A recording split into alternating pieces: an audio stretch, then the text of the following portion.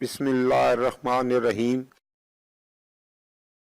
ناظرین، آج کی ویڈیو میں گوڑ، املی اور آلو بخارے کی چٹنی کی ترکیب اور اس کے فوائد پر بات کریں گے۔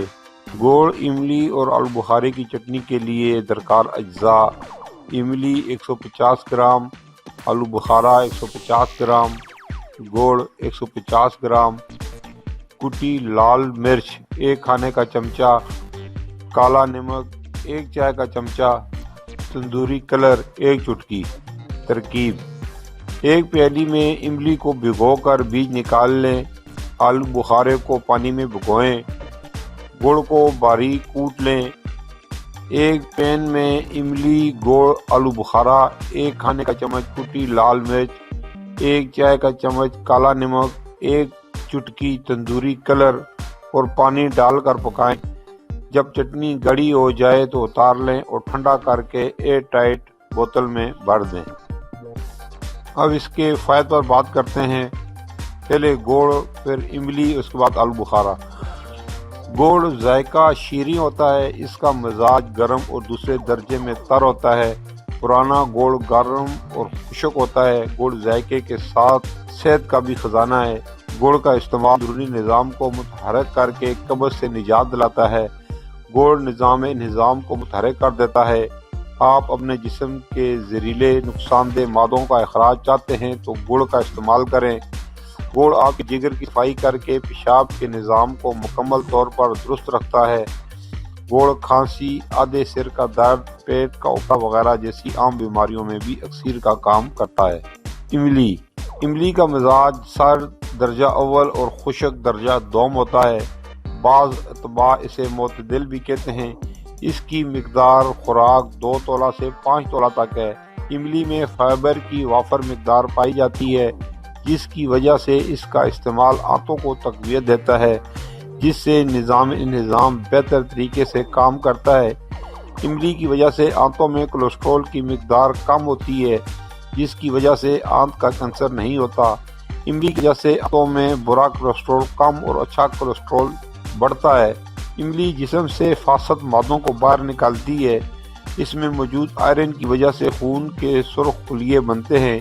املی کے پتوں کے پانی سے اگر زخم دھوئیں تو جلدی ٹھیک ہو جاتے ہیں۔ پیشاب کی جلن دور کرنے کے لیے املی کے پتے 2 تولہ لے کر پاؤ بھر پانی میں رگڑ کر پینے سے جلن کا عارضہ دور ہو جاتا ہے۔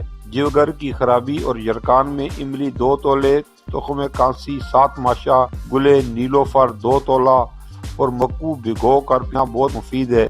املی کا گودا بیری جہاز پر سفر کے دوران ساتھ رکھنا بہت مفید ہوتا ہے، کیونکہ کے روکنے کے لیے انتہائی مجرب ہے۔ آلو بخارا مزاج کے اعتبار سے سرد درجہ اول اور تر درجہ دوم ہوتا ہے۔ مقدار خوراک 10 سے 30 دانے تک ہوتی ہے۔ آلو بخارا طبی اہمیت کا حامل پھل ہے۔ اس پھل میں چکنائی، پروٹین، وٹامنز اے، بی، سی، کے اور ای پائے جاتے ہیں۔ علاوہ ازیں کیلشیم، آئرن، پوٹاشیم، سوڈیم اور میگنیشیم بکثرت پائے جاتے ہیں۔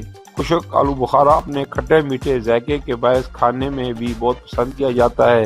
ذائقے اور لذت کے ساتھ ساتھ یہ حیرت انگیز فوائد سے بھی مالا مال ہے۔ آلو بخارا خشک کر کے استعمال کیا جائے تو یہ کئی طرح کے کینسر، بالخصوص بڑی آنت کے کینسر کے لیے بہت مفید ہے۔